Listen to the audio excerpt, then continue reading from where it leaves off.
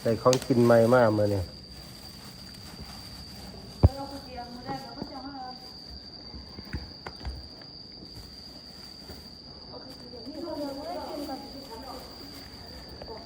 พ่อสมมาเนี่ย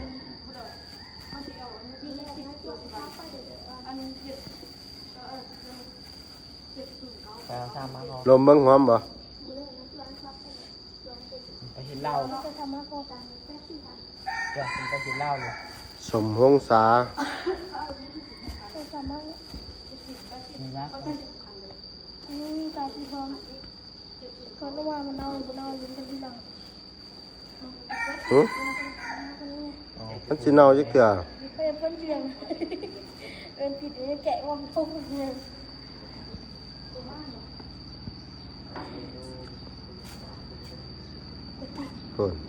ทั้งกินทั้งห่อเอ้า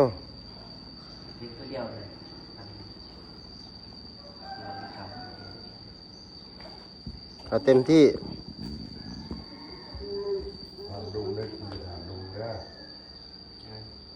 ดุมได้ชวนไม่กินกันอันนี้ปลาบ่ดา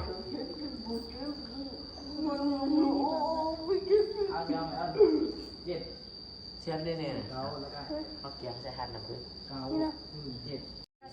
สายพันธุ์นี่ก็ใส่หั่นน้ำผึ้งสายพันธุ์น้ำผึ้งโอแมนตีเขียวหวานแกะโคนน้ำเลยง่ายสายพันธุ์เขียวหวานชิมเบิ้งหวานบ่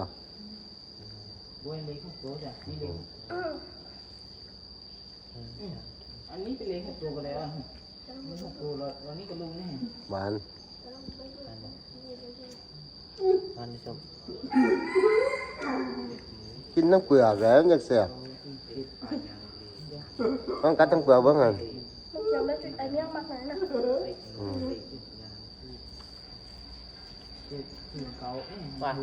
หวาน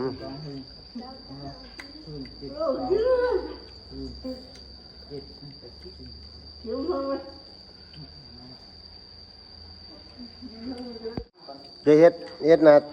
กันบ้านมันบ้านเฮ็ดนะตาซื่นบ้านในตีนายวิทย์นายเบี้ยว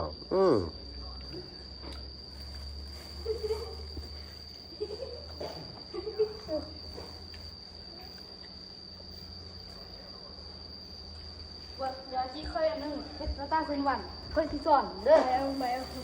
เอากินถ้าเบิ่งข้าวบะหมี่เขากูแกกูกินจังไดคนมันหวานนะมันเฮ็ดจังไดมันต้มมันเฮ็ดจังไดน่ะสิเดี๋ยวสิเจารณาให้เบิ่ง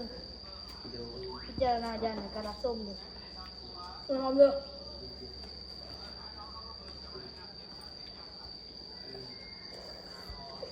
เนี่ยหอมเลยมันทำไหมตัวก็ดุนะนะเต่าหน้าเนาะนี่จะโตไปแล้วป่ะทำไมเราต้องกินค่อยชนะสิเช็ดบัดนี้เอาเช็ด